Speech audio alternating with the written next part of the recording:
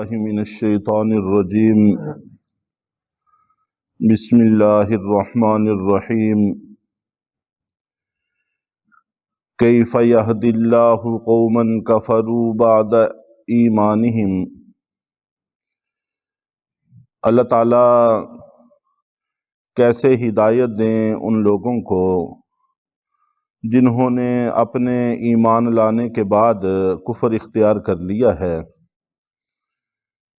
وَشَهِدُوا أَنَّ رَسُولَ حَقٌّ وَجَاءَهُمُ الْبَيِّنَاتُ،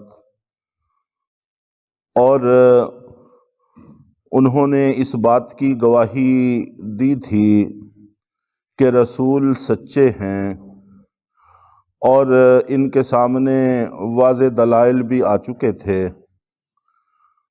وَاللَّهُ لَا يَهْدِي الْقَوْمَ الظَّالِمِينَ، اور اللہ تعالیٰ ظالم لوگوں کو ہدایت نہیں دیا کرتے۔ اولئک جزاؤہم ان علیہم لعنۃ اللہ والملائکہ والناس اجمعین، یہ لوگ ہیں جن کا بدلہ یہ ہے کہ ان پر اللہ کی پھٹکار ہے، اور فرشتوں کی اور سارے کے سارے انسانوں کی۔ خالدین فیہا، ہمیشہ اس پھٹکار میں رہیں گے۔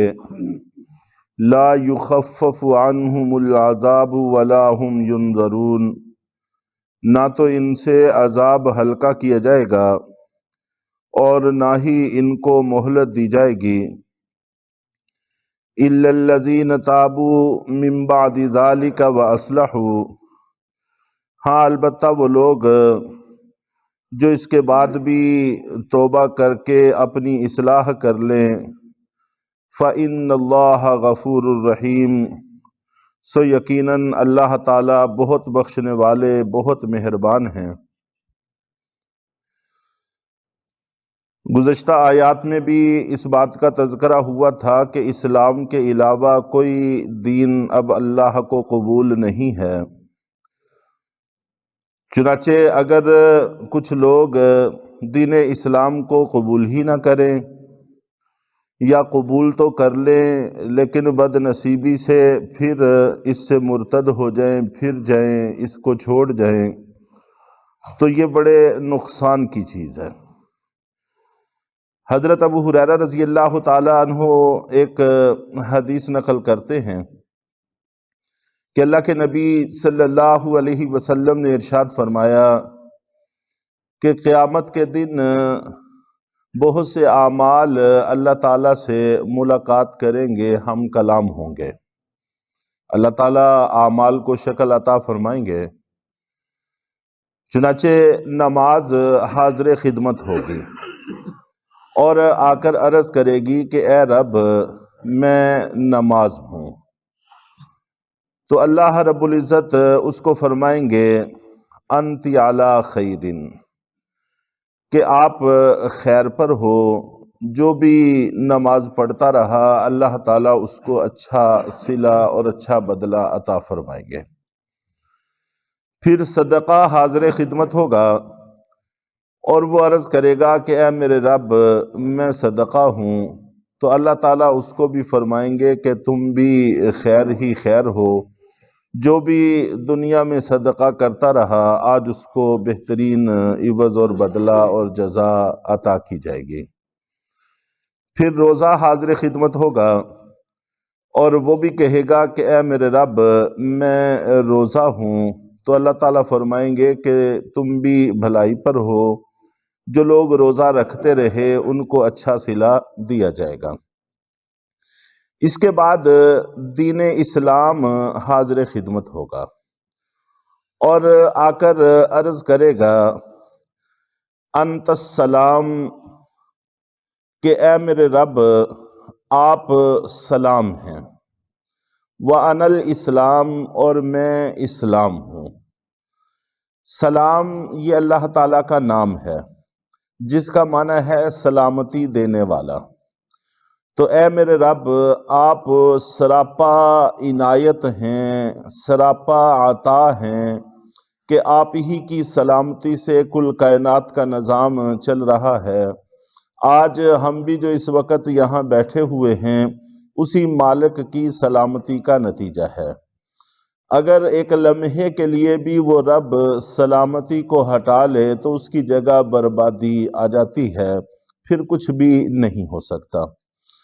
تو اسلام یہ کہنے چاہیں گا کہ اے میرے رب، آپ سراپا عنایت ہو اور میں سراپا اطاعت ہوں۔ اسلام کا معنی اطاعت کرنا، سر تسلیم خم کرنا، اپنے آپ کو جھکا دینا، مان لینا۔ تو آپ عنایت ہیں اور میں اطاعت ہوں، تو اللہ رب العزت اس کے بدلہ میں جواب فرمائیں گے بِکَ اُعْطِی وَبِکَ آخُذ، کہ آج جس کو کچھ دیا جائے گا تو وہ تمہاری کی وجہ سے دیا جائے گا، اور جس کی بھی پکڑ ہوگی وہ تمہاری وجہ سے ہی پکڑ ہوگی۔ اسلام کو یہ کہا جائے گا کہ جس نے تجھے اختیار کیا اس کو یقیناً پورا بدلہ دیا جائے گا، اور جس نے تیرے حق میں کمی کی تو اس کو آج پکڑ سے گزرنا پڑے گا، اس کی سزا پانا پڑے گی۔ تو گویا قیامت والے دن تمام تر فیصلے اب اسلام پر ہی ہوں گے۔ نبی پاک صلی اللہ علیہ وسلم کے تشریف لانے کے بعد اسلام کے علاوہ کوئی اور مذہب وہاں پر معیار قرار نہیں پائے گا۔ ان آیات کے جن کا ترجمہ کیا گیا ہے، شان نزول میں کچھ واقعات ذکر کیے گئے ہیں۔ ان میں سے حضرت عبداللہ ابن عباس رضی اللہ تعالی عنہ نقل کرتے ہیں کہ ایک واقعہ یہ ہے کہ مدینہ کے انصار صحابہ کرام میں سے ایک صاحب دین اسلام سے پھر گئے تھے، لیکن بعد میں ان کو احساس ہوا تو تائب ہو کر اسلام میں آ گئے، تو اللہ تعالیٰ نے ان کی توبہ کو قبول فرما لیا۔ اسی طرح کچھ لوگ ایسے بھی تھے جنہوں نے دین اسلام کو اختیار کرنے کے بعد چھوڑا اور پھر وہ کفر میں بڑھتے چلے گئے، انہوں نے دوبارہ کفر کو چھوڑا نہیں۔ جن میں سے ایک بشیر نام کا شخص تھا جو اسلام منافق تھا، پہلے ہی اسلام کو چھوڑ کر جا کے مشرکین مکہ سے مل گیا اور نبی پاک صلی اللہ علیہ وسلم کی مخالفت میں اور اظہار ثانی میں بہت بڑھتا چلا گیا۔ اور اسی طرح ایک معروف نام ابن الخطل کا ہے کہ یہ بھی مسلمان ہو گیا تھا، اور اللہ کے نبی صلی اللہ علیہ وسلم نے اس کو ایک جگہ صدقات کی وصولی کے لیے بھیجا، اور ساتھ ایک خادم بھی دیے خدمت کے لیے۔ چنانچہ راستے میں کسی جگہ خادم سے کھانا پکانے میں تاخیر ہو گئی، تو اس نے طیش میں آ کر اس خادم کو شہید کر دیا، قتل کر دیا۔ اب قتل کرنے کے بعد احساس ہوا تو ایک راستہ تو یہی تھا کہ آتا مدینہ منورہ اور اپنے جرم کا سامنا کرتا، اپنے آپ کو عدالت میں پیش کرتا، تو پھر یا تو قصاصاً قتل ہو جاتا یا دیت دینا پڑتی، تو دنیا کی سزا بھگت لیتا، آخرت کی سزا سے بچ جاتا۔ لیکن اس نے ایسا نہیں کیا، وہ وہاں سے بھاگ کر مکہ چلا گیا اور اسلام سے پھر گیا، اور اس کے بعد وہاں پر اس نے نبی پاک صلی اللہ علیہ وسلم کی اظہار ثانی میں کوئی کسر باقی نہیں چھوڑی۔